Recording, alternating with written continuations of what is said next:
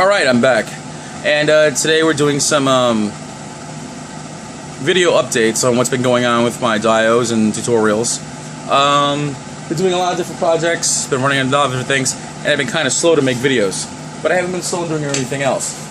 Today I'm going to show you the difference, the uses of foam, both white and pink. This foam that you see right here is white extruded foam.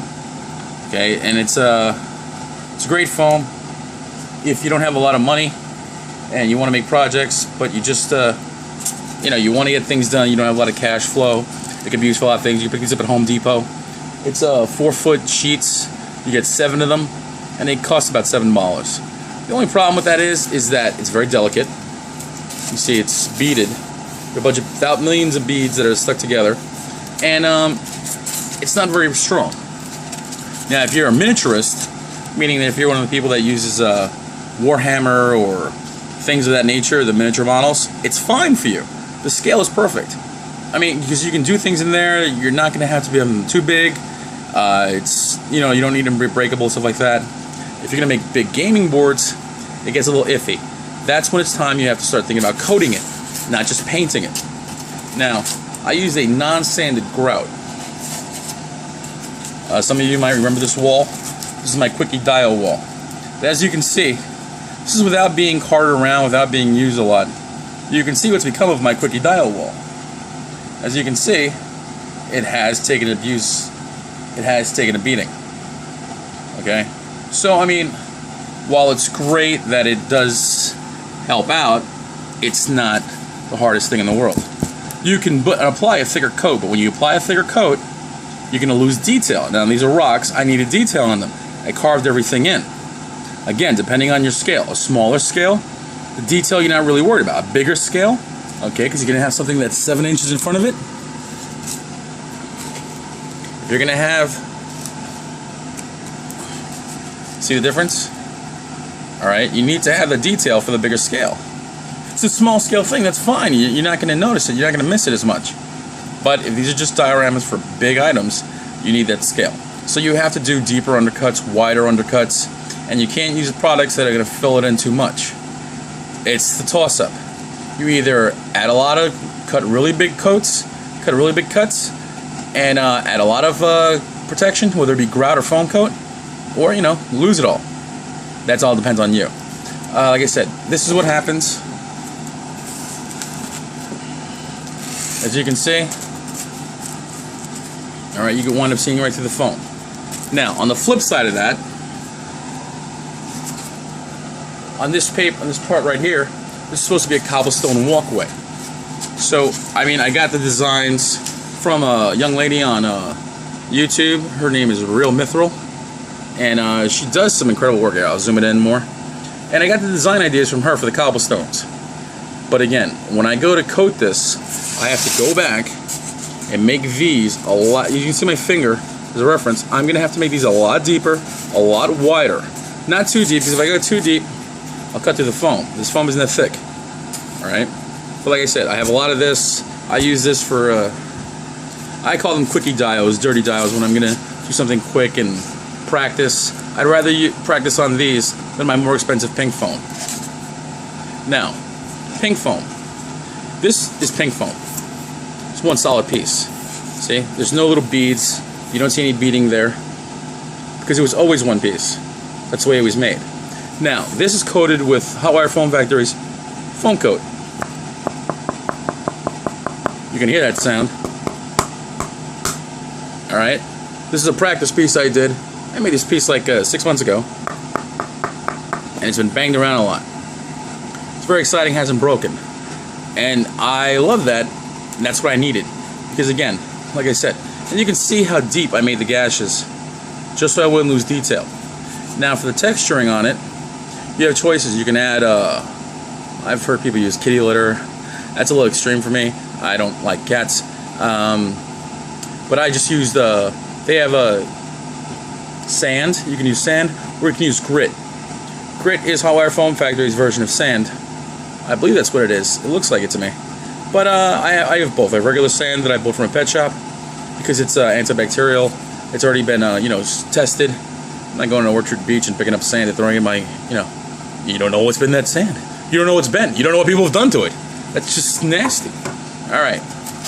So now, the doorway that you see in front of you,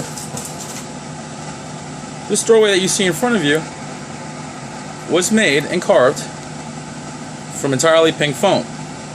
And as you can see, the figure itself is 5 inches tall, 5.5 inches tall. So you see how deep I made those cuts so that I can see the detail.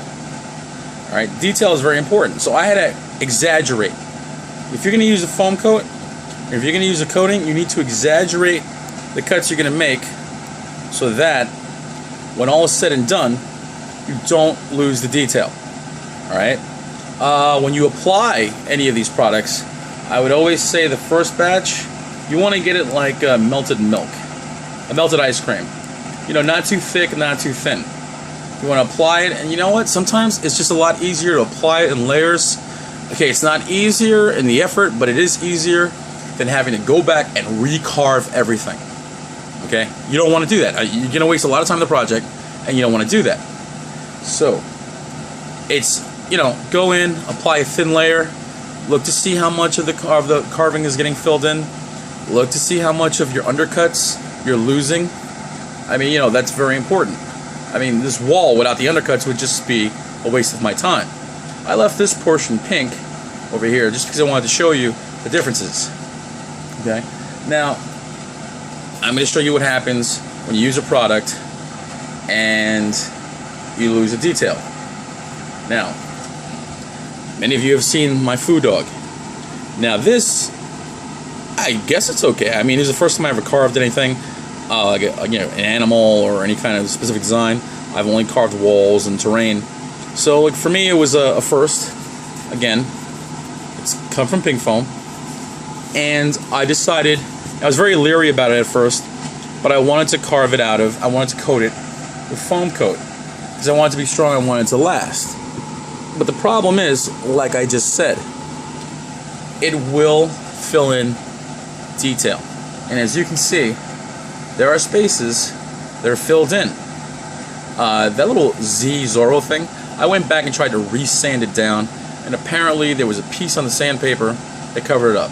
You know what, I figured that's okay, I'll use this as a practice one, that's fine. But for the most part, I'm pretty pleased with the way it came out. I mean, it looks okay. It looks like it was carved from stone. Painting, of course, it's always up to you how you want to paint. After this is done and coated, it's very easy to apply paint over it. This is, of course, for the temple project I did. Now, along with that, there was also the dragon that I started carving. You remember, I started all this New Year's Eve. So this has been an ongoing project. So this is all parts of one big diorama. As you can see, the base, the rock formation, I think came out pretty slam damn banging. Now I haven't decided what color I'm going to do the rest of the dragon's body. I was leaning towards painting him green dragon color, as if he's coming alive out of the stone. I haven't decided yet. Hey, if you have ideas, hit me up. Maybe one of your ideas will work, and maybe I'll choose one of your ideas. As you can see, it's pretty monstrous and pretty massive.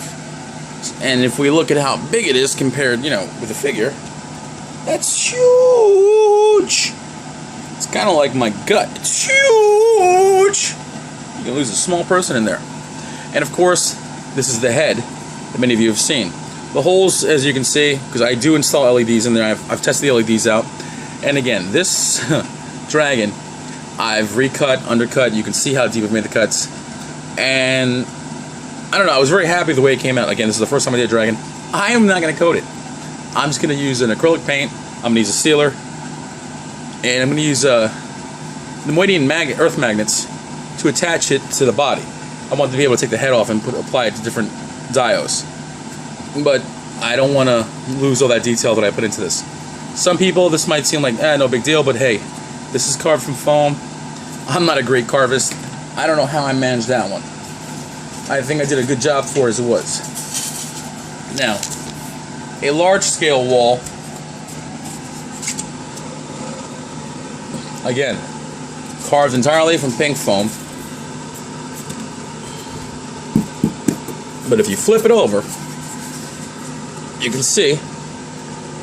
And if you notice, you can notice the different shades. I use different kinds of products to paint.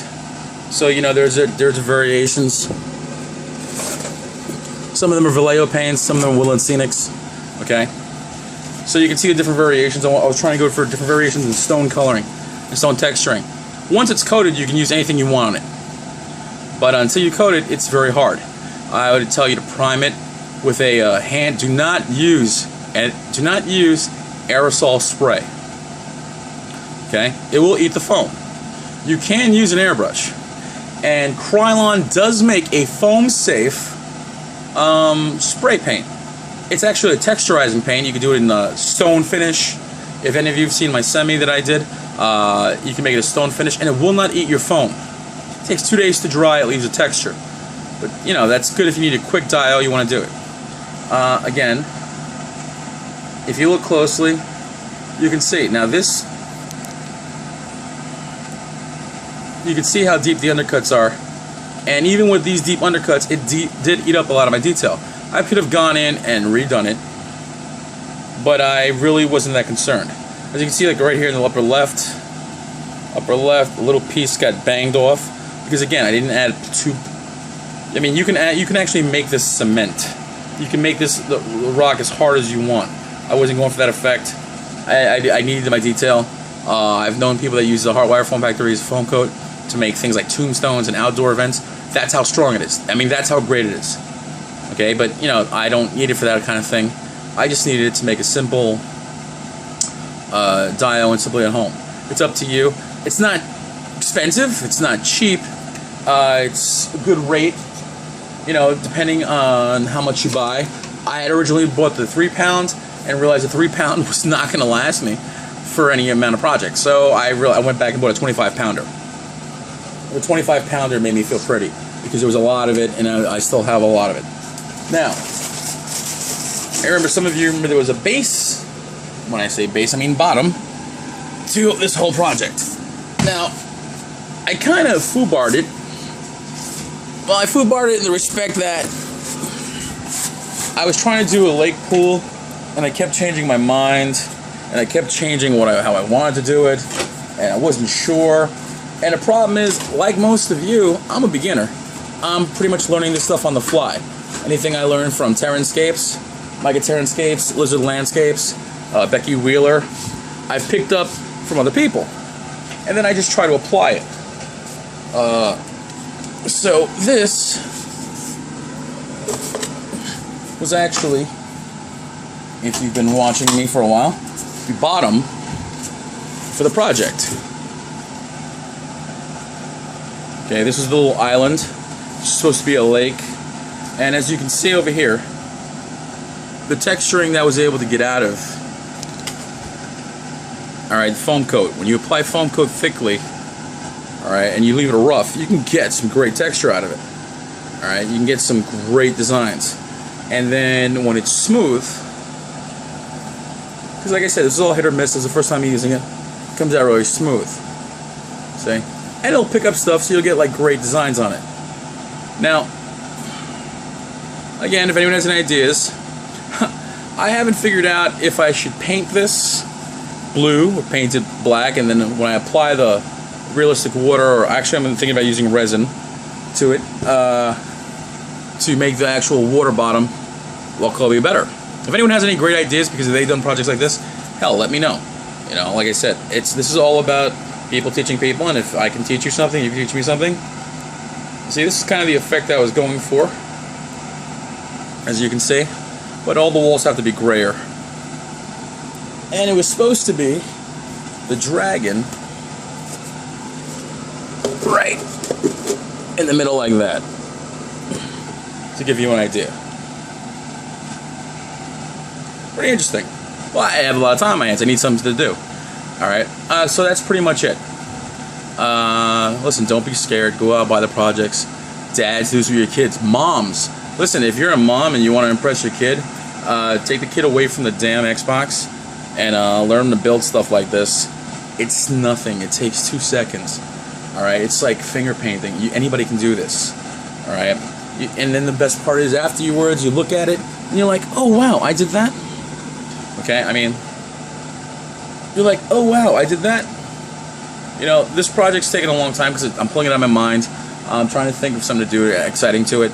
I don't want to copy anybody. There's so many diodes that I look at that I want mine to be different, and that's a problem too, because you're sitting there going, but I want to build that! And you're like, no, you can't build that, somebody else built it. You got to build something different, unique. So like I said, there is no wrong way to do this. The only wrong way is to ignore safety precautions and to ignore common sense. Okay, like I said, you start off small, start off cheap, start off simple. You can build anything you want, and eventually you'll have something exciting. This is gonna have lights. This is already 4 feet long. That wall that I showed you before is 3 feet high. That wall you're looking at in the background right there is 1.5 feet high, and that dragon is 3 feet high. I mean, actually 2.5 feet high. Alright, so I'm like, you know, hey, you can do this, anybody can do this. Enjoy. So long, and oh wait, before I leave, Shane O'Mac, the Shane-O-Matic, the Shanester. I didn't give him a shout out in my last video, so I'm giving him a shout out in this video. To my people at Wicked Toy Creations, that's a page I have on Facebook. Look us up. I love you all, and I love you guys for all the things you've created. Lance Jones, Ricky Hall. My God, the list is so long. All of you. And that's it. I will have more updates, and I will have more shout outs. I have to do an actual shout out video, but that's it. So long, and thanks for all the fish.